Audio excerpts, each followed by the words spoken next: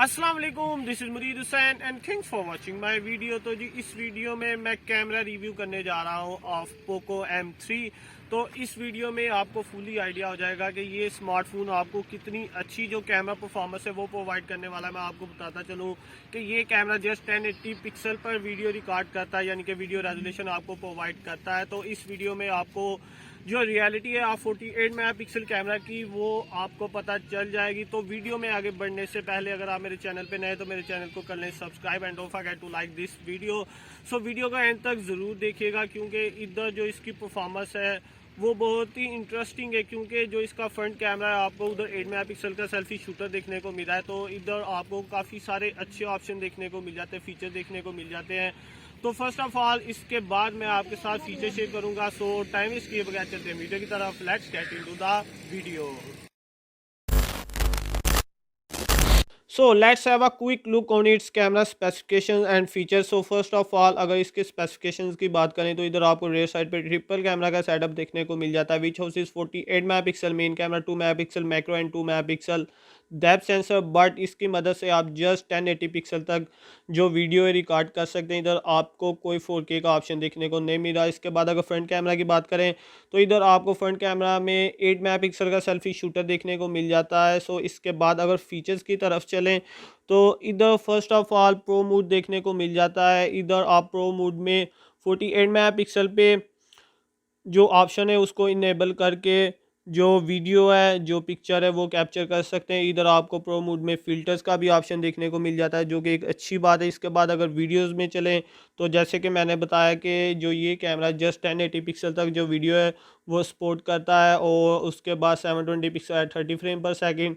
और दूसरी एक अच्छी बात, इधर आपको मैक्रो का भी ऑप्शन देखने को मिल जाता है, यानी कि आपको मैक्रो मोड में भी जो वीडियो है वो आप रिकॉर्ड कर सकते हैं। तो आगे चल के देखते हैं, आपको मैं शो करवाता हूँ। उसके बाद अगर फ़ोटो में चलें तो इधर फ़ोटो में आपको टॉप पे AI HDR ब्यूटी और फिल्टर्स का ऑप्शन देखने को मिल जाता है, फ्लैश का ऑप्शन देखने को मिल जाता है। अगर ज़्यादा सेटिंग में चलें यानी कि इधर आपको जो फ्रेम रेशियो है वो देखने को मिल जाता है, टाइमर देखने को मिल जाता है, मूवी फ्रेम देखने को मिल जाता है, मैक्रो का ऑप्शन देखने को मिला है। इधर मूवी फ्रेम की बात करें तो इधर आपको ऑटोमेटिकली जो ब्लैक बार्स हैं वो देखने को मिल जाते हैं, जो कि अच्छी बात है, बिल्ड इन है। जो व्लॉगर्स हैं, जो बिगनर्स हैं, उनके लिए ये फीचर काफ़ी यूज़फुल हो सकता है। इसके बाद अगर पोर्ट्रेट में चलें, इधर आप फ्रंट और रियर कैमरा की मदद से पोर्ट्रेट पिक्चर्स और सेल्फीज़ कैप्चर कर सकते हैं। इधर आपको एडजस्टेबल जो अपर्चर है वो देखने को मिल जाता है। इधर आप टॉप पे देख रहे होंगे, इधर 1.0 से लेके F16 तक जो अपर्चर है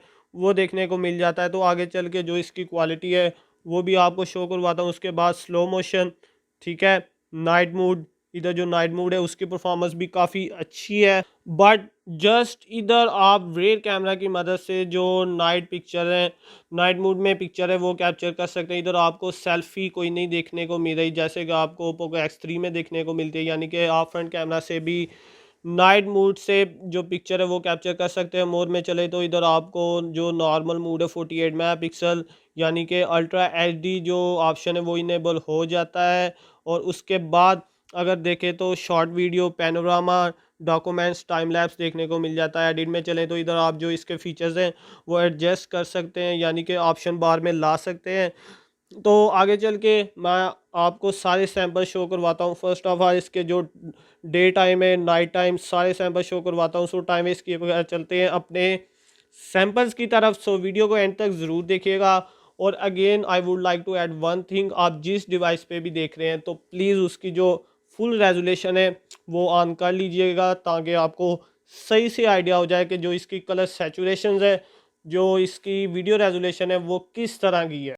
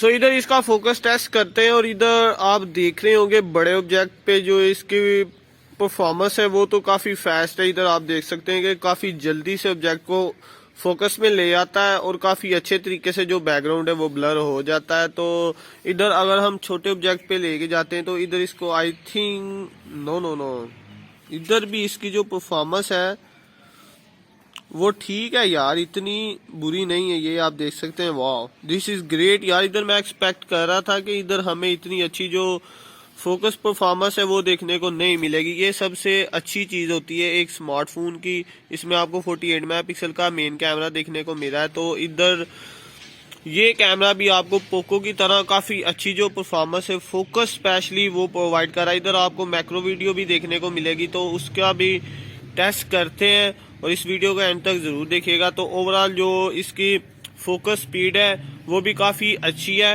नॉर्मल से काफ़ी बेहतर है यार। इधर जो इस प्राइस रेंज में मोबाइल फ़ोन आते हैं उधर आपको इतनी अच्छी जो फोकस परफॉर्मेंस है वो देखने को नहीं मिलती।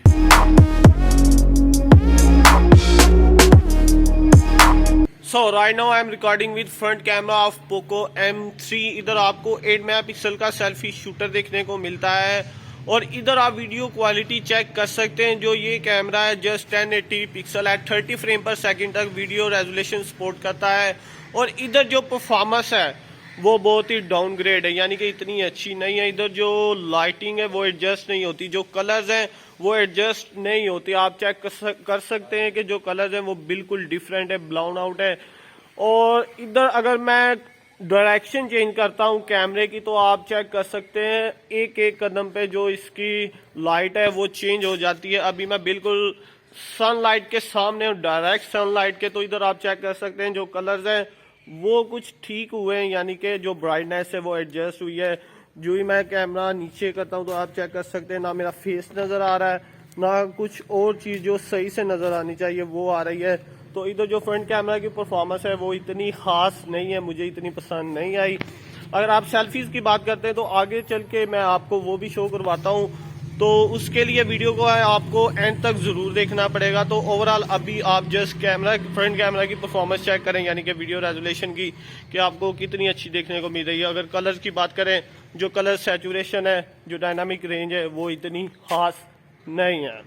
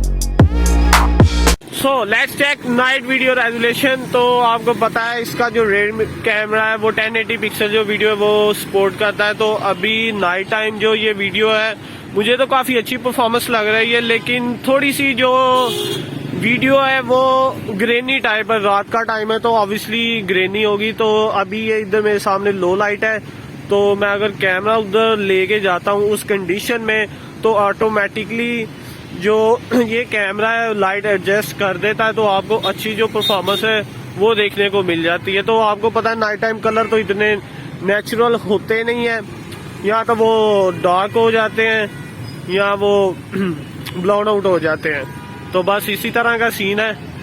तो अगर आप जूमिंग चेक करते हैं तो इधर आपको पता है 8x आपको जूमिंग देखने को मिलेगी, 4x, 6x and come on 6s, yes, वो पिक्चर में आपको 8x देखने को मिलती है। तो ओवरऑल जो क्वालिटी है नाइट टाइम अच्छी है यार, इतनी बुरी नहीं है लेकिन अच्छी है, एवरेज से एवरेज है, यू कैन से डैट के एवरेज क्वालिटी है।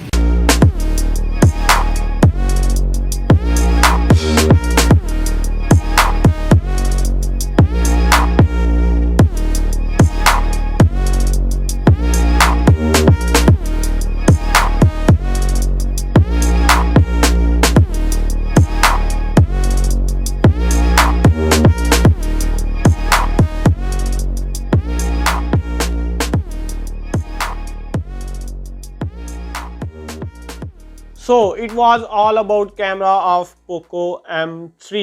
So at the end अगर फाइनल रिजल्ट्स की बात करें, रिव्यूज़ की बात करें कि इस कैमरे ने आपको कितनी अच्छी परफॉर्मेंस प्रोवाइड की है, यानी कि मुझे कितनी अच्छी परफॉर्मेंस प्रोवाइड की है, और अभी तक तो आपको आइडिया हो ही गया होगा जो कि आपने वीडियो देखी। अगर आपने कंप्लीट वीडियो नहीं देखी तो देख लें जाके।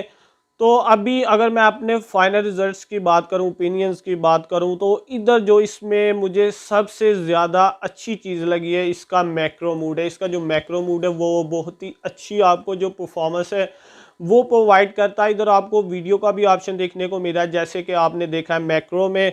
तो इधर अगेन यार जो मैक्रो मोड है वो बहुत ही कम यूज़ होता है। जो नॉर्मल बंदे नॉर्मल यूजेज की बात करें तो जो मैक्रो मोड है वो इतना यूज़ नहीं होता, बट इधर जो मैक्रो मोड है वो बहुत ही ज़बरदस्त है, नो डाउट। इसके बाद अगर फ्रंट कैमरा की बात करें तो जो वीडियो क्वालिटी है वो नॉर्मल है, इतनी अच्छी नहीं है, नॉर्मल से थोड़ी सी ऊपर है बट एवरेज से नीचे है, लेकिन इतनी अच्छी नहीं है। जो कलर्स हैं, जो कलर सैचुरेशन है वो इतनी अच्छी नहीं है इधर आपको ये कैमरा प्रोवाइड करता, क्योंकि कुछ जगह पे ये कलर्स बिल्कुल डार्क हो जाते हैं या बिल्कुल ब्लाउन आउट हो जाते हैं। तो इतनी अच्छी जो आपको मेंटेन परफॉर्मेंस है, जो परफेक्ट परफॉर्मेंस होनी चाहिए, वो आपको देखने को नहीं मिलती। आपको इतनी अच्छी परफॉर्मेंस क्यों नहीं मिलती? क्योंकि इसमें आपको 8 मेगापिक्सल का सेल्फी शूटर देखने को मिला है, लेकिन इधर according to price tag Poco को एटलीस्ट 16 मेगापिक्सल का सेल्फी शूटर प्रोवाइड करना चाहिए था, क्योंकि इस रेंज में आपको सैमसंग काफ़ी अच्छे जो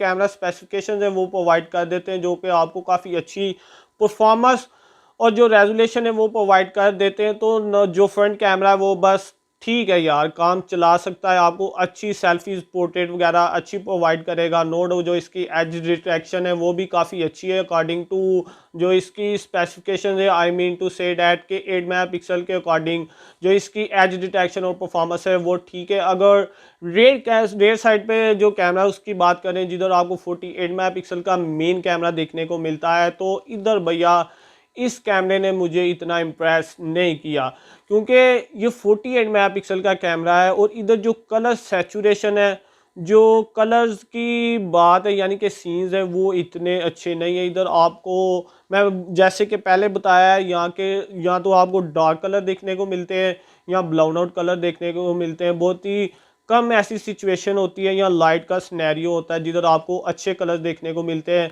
या तो आपको बिल्कुल जो परफेक्ट लाइट हो, जो कि यानी कि सनलाइट की अच्छी लाइट हो, उधर अच्छे कलर देखने को मिल जाते हैं, या इनडोर में जिधर आपको वेल बैलेंस जो लाइट्स है वो देखने को मिल जाते हैं। अगर आप इसको डिफरेंट लाइट सिचुएशन में यूज़ करना चाहते हैं तो आपको इतनी अच्छी जो परफॉर्मेंस है वो देखने को नहीं मिलेगी। नो डाउट जो इसका पोर्ट्रेट मोड है वो भी काफ़ी अच्छा है, एज डिटेक्शन काफ़ी अच्छी है, जो फोकस वाला सीन है यानी कि फोकस पॉइंट वो भी काफ़ी अच्छे, काफ़ी फास्ट फोकस करता है।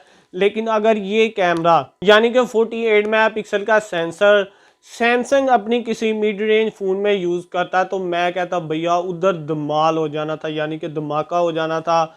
अगर मैं इसका कंपैरिजन करूं सैमसंग गैलेक्सी A50 A1 या A31 के साथ, तो उधर जो उनकी परफॉर्मेंस है ज़मीन आसमान का फ़र्क है। उधर कलर्स, डायनामिक रेंज इतनी अच्छी आपको सैमसंग प्रोवाइड करता है जिसका कोई हिसाब नहीं।